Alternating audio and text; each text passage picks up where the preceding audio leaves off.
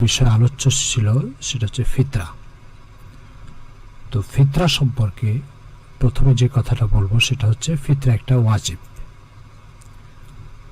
আল্লাহ রাসূল সাল্লাল্লাহু আলাইহি ওয়াসাল্লামের এই ব্যাপারে বক্তব্য হচ্ছে, তিনি বলেছেন, মান লাম ইউদ্দি সাদাকাতুল ফিতরি ফালা ইয়াকরুবান্না মুসাল্লানা। যে ব্যক্তি ফিতরা আদায় করলো না সে যেন আমাদের ঈদগাহে না আসে। আমাদের ঈদগাহে না আসে এই কথা থেকে পরিষ্কার বোঝা যাচ্ছে যে এটা ইসলামের গুরুত্ব অপরিহার্য। ফিতরা এটা হাদিসে এটাকে সাদাকাতুল ফিতর বলে, আমরা আমাদের অঞ্চলে ফিতরা বলি, হাদিসে এটাকে সাদাকাতুল ফিতর বলা হয়। ফিতরা এটা কার উপরে ওয়াজিব?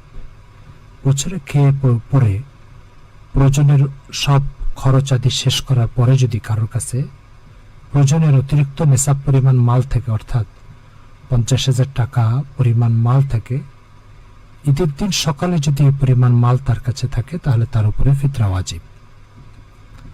ঈদের দিন সকালে যদি কারো কাছে এই পরিমাণ মাল থাকে যে 50,000 টাকার মাল প্রয়োজনের অতিরিক্ত, তাহলে তার উপরে ফিতরা ওয়াজিব, তাকে ফিতরা আদায় করতে হবে।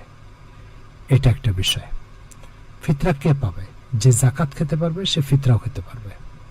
তবে ফিতরা দেওয়ার ক্ষেত্রে ওই ব্যক্তিগুলোকে নির্বাচন করা উচিত যারা তাদের জীবনের অপরিহার্য প্রয়োজন মেটানোর মতো অর্থ ব্যবস্থা করতে পারে না, সেই মানুষগুলোকে ফিতরা দেওয়া উচিত। এরপরে যে কথাটা বলবো সেটা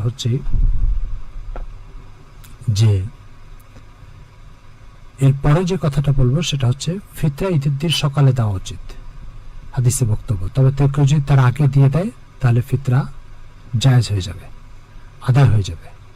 আল্লাহ রাসূল সাল্লাল্লাহু আলাইহি ওয়াসাল্লামের যুগে 5টা জিনিস দিয়ে ফিতরা দেওয়া হতো: গম, জব, পনির, খেজুর, কিশমিশ। এই 5টা জিনিস দিয়ে ফিতরা দেওয়া হতো। কেউ যদি জব দিয়ে দেয় তাহলে আদাসার অর্থ হচ্ছে বর্তমানে 1 কেজি 633 গ্রাম আটা বা তার মূল্য। আর যদি কেউ পনির, কিশমিশ আর খেজুর দিয়ে দেয় তাহলে 3 কেজি 266 গ্রাম তাকে পরিশোধ করতে হবে। 3 কেজি 266 গ্রাম। ফলে সর্বোচ্চ ফিতরা মূল্য হচ্ছে 2310 টাকা আর সর্বনিম্ন ফিতরা মূল্য হচ্ছে 75 টাকা।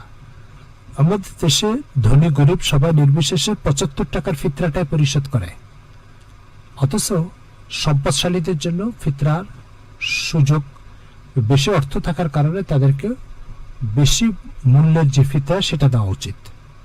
সুতরাং কিশমিশ, পনির দিয়ে ফিতরা দেওয়া উচিত, যেটা 3 কেজি 266 গ্রাম দাঁড়ায়। নির্বিশেষে সকল মানুষের 75 টাকার যে আটার ফিতরা এটা দেওয়া উচিত নয়। এরপরে ফিতরা কার পক্ষ থেকে আদায় করবে এটা জানা দরকার।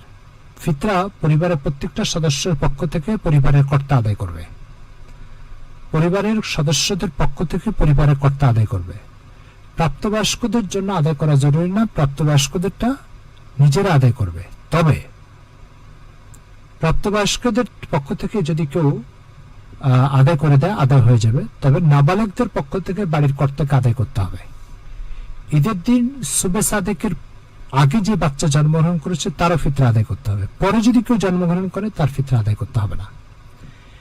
যে মাসলাটার ব্যাপারে আমাদের সমাজে বিভ্রান্তি আছে সেটা হচ্ছে, একজন লোক প্রবাসে থাকে, বিদেশ থাকে, সৌদি আরবে থাকে, মালয়েশিয়া থাকে, তার পক্ষ থেকে ফিতরা কে আদায় করবে?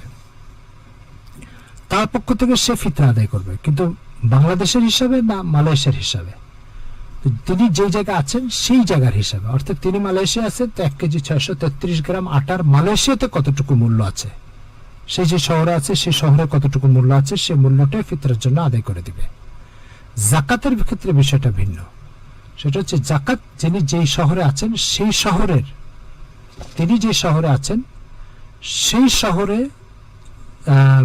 জাকাত দিবে না। জাকাত তার সম্পদ যে শহরে আছে, একজন মালয়েশিয়া আছে, তার সম্পদ ঢাকায় আছে, তাহলে ঢাকার হিসাবে তার জাকাতের কাউন্ট হবে, জাকাতের হিসাব হবে।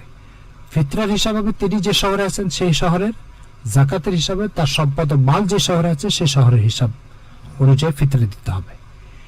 এই জরুরি মাসলাগুলো ফিতরা সম্পর্কে আশা করি আপনারা বুঝতে পেরেছেন। এরপরে আজকে 21 রোজা, অর্থাৎ বেজোড় রাত্রে, যে বেজোড় রাত্রে আল্লাহ রাসূল সাল্লাল্লাহু আলাইহি ওয়াসাল্লাম শবে কদর তালাশ করতে বলেছেন, সেই বেজোড় রাতগুলো ইতিমধ্যে শুরু হয়ে গেছে। সামনে আর 4টা বেজোড় রাত আছে। এই বেজোড় রাতের ফজিলত হচ্ছে, আল্লাহ রাসূল সাল্লাল্লাহু আলাইহি ওয়াসাল্লাম বলেছেন, কোন ব্যক্তি যদি লাইলাতুল কদরে ইবাদত করে, আল্লাহ পাক তাকে 1000 বছর মাস ইবাদতের সওয়াব দিবেন, যার অর্থ হচ্ছে 83 বছর 4 মাস নন স্টপ ইবাদত করার সওয়াব দিবেন। নন স্টপ ইবাদত করার সওয়াব। আপনার বয়স যদি 80 বছর হয়, তাহলে একটা অংশ ঘুমে কেটেছে, আরেকটা অংশ গোসলে কেটেছে, আরেকটা অংশ কাজকর্মে কেটেছে। ইবাদতের জন্য অতি ক্ষুদ্র একটা টাইম রয়ে গেছে। কিন্তু কেউ যদি 83 বছর 4 মাস এই শবে কদর ইবাদত করে, তাহলে 83 বছর 4 মাস নন স্টপ নিরবচ্ছিন্ন ভাবে ইবাদত করার সওয়াব পেয়ে যাবে। এটা অনেক বড় সৌভাগ্যের বিষয়। আর এটাকে আল্লাহ রাসূল তালাশ করতে বলেছেন বেজোড় রাত্রে। তো একটা বেজোড় রাত চলে গেছে, সামনে আরো 4টা বেজোড় রাত আসবে ইনশাআল্লাহ। এই জন্য এই বেজোড় রাত্রে লাইলাতুল কদর তালাশের জন্য আমরা সচেষ্ট হই। কোনো ব্যক্তিকে যদি বলা হয় যে 5টা টিকিট আছে, টিকিটের কোনো একটা টিকিট কিনলে তুমি এই 1 কোটি টাকা দামের ফ্ল্যাটটা পেয়ে যাবে, তো যদি তাকে বলা হয় 5টা টিকিটই তোমার জন্য কেনার সুযোগ আছে, তাহলে সে 5টা টিকিটই কিনবে ওই ফ্ল্যাট পাওয়ার জন্য। ঠিক তেমনি ভাবে একটি রাত ইবাদত করলে 83 বছর 4 মাস ইবাদতের সওয়াব পাবে। তাহলে এই চান্সটা না পাওয়ার জন্য সে ব্যক্তির 5টা রাত্রে জেগে থেকে ইবাদত করা উচিত, এবং আল্লাহ তাআলা এটাই চান। এরপর একটা বিষয় হচ্ছে ইতিকাফ। মসজিদে শেষ 10 দিন রমজানের ইতিকাফ করা, এটা সুন্নতে মুআক্কাদা। এলাকার কোন একজন ব্যক্তিকে করতে হবে, যদি কেউই না করে সবাই গুনাহগার হবে। আমাদের সমাজে ইতিকাফের লোক পাওয়া যায় না, এই জন্য টাকা দিয়ে ইতিকাফ করানো হয়। এটা গুনাহের কাজ, এবং এটা দ্বারা ইতিকাফ আদায় হবে না। ইবাদত কখনো বিক্রি হয় না। তো এই জন্য মহল্লার কোন একজন মানুষকে ইতিকাফ করলে সবার গুনাহ থেকে অব্যাহতি পাবে। এই জন্য ইতিকাফ মহল্লার মসজিদে করা উচিত। এরপরে ইতিকাফরত ব্যক্তিরা তারা মসজিদ থেকে বের হতে পারবে না, অপ্রয়োজনীয় কথা বলতে পারবে না। মসজিদ থেকে বের হলে ইতিকাফ নষ্ট হয়ে যাবে। তো আশা করি ইতিকাফ, লাইলাতুল কদর আর ফিতরা, এই 3টার বিষয়ে আমরা সংক্ষিপ্ত আলোচনা করেছি। আল্লাহ পাক আমাদের সবাইকে বোঝার ও আমল করার তৌফিক দান করেন। প্রিয় দর্শক ও শ্রোতাবৃন্দ, অনেক জীবন ঘনিষ্ঠ গুরুত্বপূর্ণ বিষয় আমরা আলোচনা করেছি, করছি এবং করব। আপনাদেরকে অনুরোধ করব যে দ্বীনের এই কথাগুলো আপনারা অন্যের কাছে পৌঁছিয়ে দেন। দ্বীনের প্রত্যেকটা কথা পৌঁছানো, এটা আমার আপনার উপরে আল্লাহ ও তার রাসূলের পক্ষ থেকে অর্পিত দায়িত্ব আছে। আর এই দায়িত্ব পালনের জন্য আপনার একটা শেয়ার দরকার। দ্বীনের এই কথাগুলো নিশ্চয়ই আপনি পড়াশোনা করে তৈরি করা আপনার জন্য একটু কঠিন।